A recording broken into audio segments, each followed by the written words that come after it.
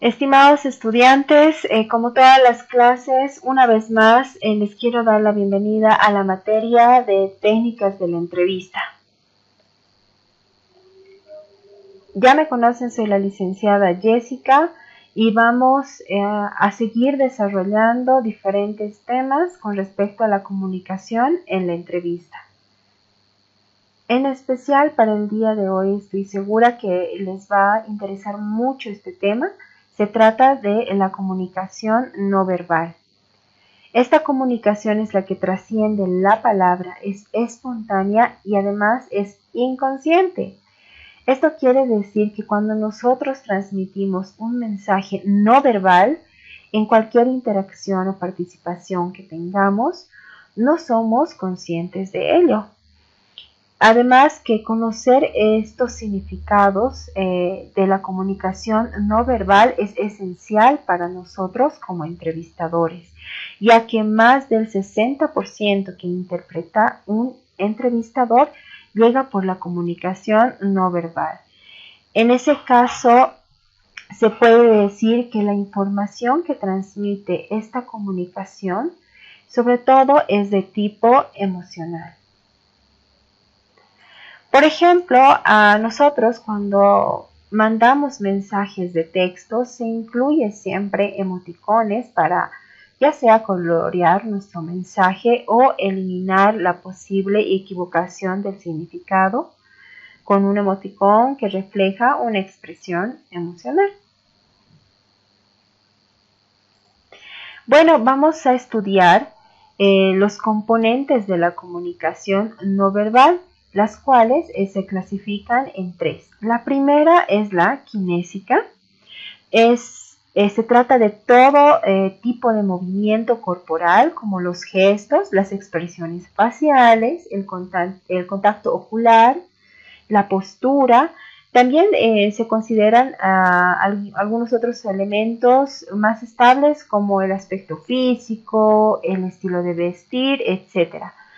Puesto que esta información nunca es neutra, es decir, nunca la debemos de dejar de lado y nos proporciona claves a nosotros como sobre todo características del entrevistado. El otro componente es el componente paralingüístico. Se trata de la manera de decir el mensaje verbal. Incluye aspectos vocales no lingüísticos, es decir, la calidad de la voz, las vocalizaciones, la velocidad, el volumen, los silencios, las pausas, la fluidez del pronunciamiento y errores del habla. Y por último tenemos este tercer componente que es el proxémico. Ya lo habíamos estudiado en las otras clases. Se trata del uso del espacio personal y también del espacio social, es decir, la distancia interpersonal. La manera de sentarse también está dentro de este componente y la forma de disponer la habitación o la oficina, el despacho, etc. Bueno, entre los componentes de la comunicación verbal son muchísimos y son para estudiarlos en muchas clases. Sin embargo, les voy a presentar las que más nos interesa y que se desarrollan sobre todo en las entrevistas. En primer lugar está la expresión facial. La cara es la parte más expresiva de nuestro cuerpo. La mímica de las emociones se produce por la combinación de nuestras cejas y la frente, además de los ojos y la boca y la barbilla. A través de todo esto mostramos emociones básicas como la alegría, la sorpresa, tristeza, miedo, ira y asco. La colaboración de la piel también es un factor que nos interesa mucho. Por ejemplo, cuando una persona se ruboriza, Esto nos indica que esa persona está pasando por situaciones tensas o embarazosas. Y cuando hay una persona que tiene cierta palidez, es porque se ha enfrentado tal vez a una sorpresa extrema. Pero nosotros como entrevistadores también debemos de tener en cuenta que el uso de una sonrisa amable es un buen instrumento para invitar a participar y a crear un clima relajado. En general, la mejor forma de mostrar nuestro rostro como entrevistadores es estableciendo un contacto ocular frecuente con una sonrisa amable pero contenida. Uno de los componentes también importantes que se estudian en nuestras entrevistas son los ojos y la mirada. Son una parte esencial e importante en toda nuestra interacción y por supuesto, como ya les había mencionado, en las entrevistas. El que una persona, por ejemplo, mantenga contacto ocular significa que está participando de nuestra charla, o si es al contrario, denota evitación o inhibición. Para nosotros como entrevistadores es un dato informativo de primera mano.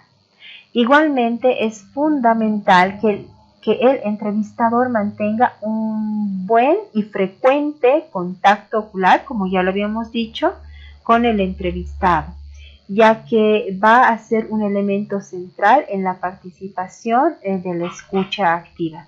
Así que, como ya lo habíamos mencionado incluso en las otras clases, debemos de tener cuidado en la insistencia de tomar notas. Si eso supone apartar demasiado tiempo la vista del entrevistado, entonces debemos de tratar de evitarlo y concentrarnos más en nuestro entrevistador. Y bueno, aquí hay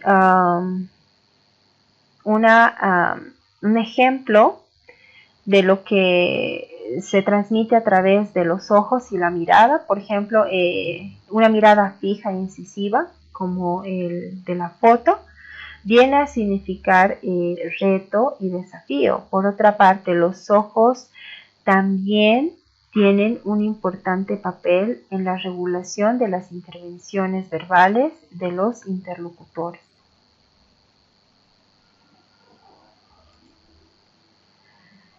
Con respecto a lo que es la postura corporal, es la posición general del cuerpo y también nos aporta muchísima información en nuestras entrevistas.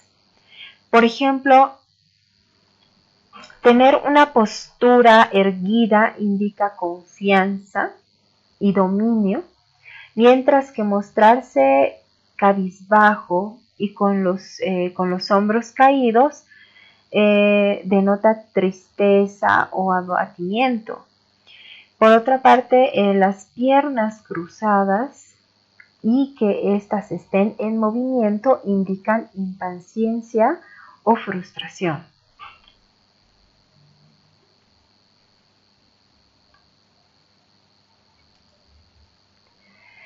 En la postura corporal cobran especial relevancia las extremidades superiores y también las extremidades inferiores. Por ejemplo, como podemos ver en la foto, cruzar los brazos sobre el pecho indica clausura, rechazo o la necesidad de defenderse ante una situación, mientras que los brazos hacia adelante indican apertura y énfasis. No sé si han notado también dentro de sus entrevistas o asesorías o consejerías, sobre todo esto se aplica a los adolescentes, el hecho de que se reclinen hacia el interlocutor, o sea, hacia el entrevistador, denota mucho interés.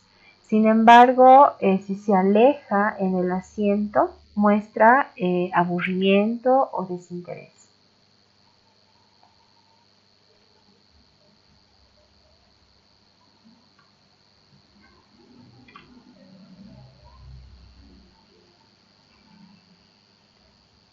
Los gestos, los movimientos de las manos aportan también mucha información. Por ejemplo, los puños cerrados denotan enfado, tensión y retorcerse de manos significa tristeza o ansiedad.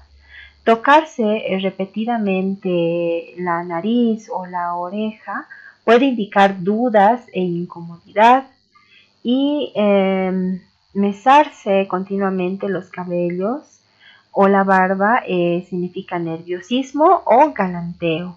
Además de los movimientos con las manos, aunque también de la cabeza y de los hombros, sirven para enfatizar lo que decimos verbalmente o para suplirlo.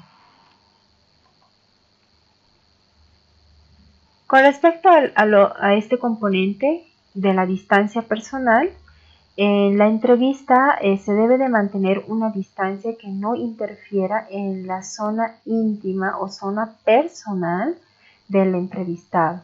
Se sugiere a un brazo de largo y ambos deben de estar cómodos pero no distantes, perdón.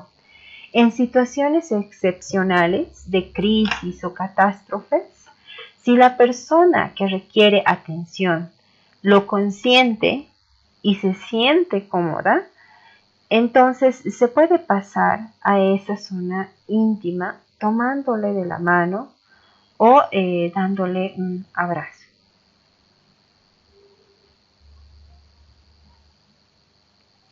La respiración y variables paralingüísticas también es otro componente importante que debemos de conocer. Por ejemplo, la respiración agitada indica excitación, bien sea por miedo o por enfado. El ajuste del volumen en la entrevista es también de particular interés y el entrevistado ha de elegir un volumen adecuado y una tonalidad cálida en su expresión verbal. Ahora, la comunicación no verbal tiene al menos 6 maneras de relacionarse con la comunicación verbal. En primer lugar está la repetición, cuando el mensaje verbal y el no verbal transmiten la misma información. Y la contradicción se trata de que cuando el mensaje no verbal se opone al mensaje verbal. En estos casos, para nosotros como entrevistadores debemos de tomar en cuenta y dar por válido el mensaje no verbal. La sustitución se refiere a la conducta no verbal que ocupa el lugar de un mensaje lingüístico. La complementación es una conducta no verbal complementada a una verbal cuando la modifica, la termina o la elabora de algún modo. La acentuación, cuando los mensajes no verbales enfatizan los verbales. Y la regulación es la comunicación no verbal que regula el flujo de la conversación. Por ejemplo, poner cara de estar esperando el turno de la palabra.